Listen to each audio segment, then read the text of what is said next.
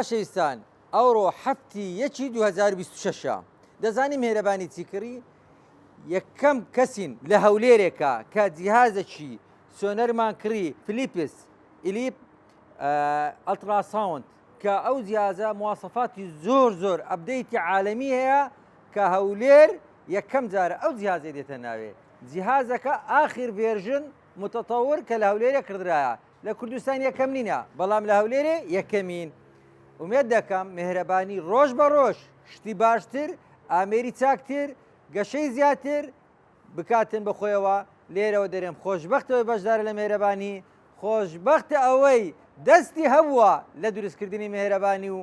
پشتی کڕیا هەم خەیری هەم ئیسtismاری پێیان دەرێم جەزاکم الله خێرن پارەکانتان لە دەستەشی ئەمینە ڕۆژ بە ڕۆژ مهرەبانی بەرەو پێشتر دەڕواتن لە ڕووی زانستی و لە ڕووی خزمەت گوزاریەوە ئینشاء الله بە پێشنجی دەمینێتەوە. میهرەبانی دڵسۆزی و لێزانی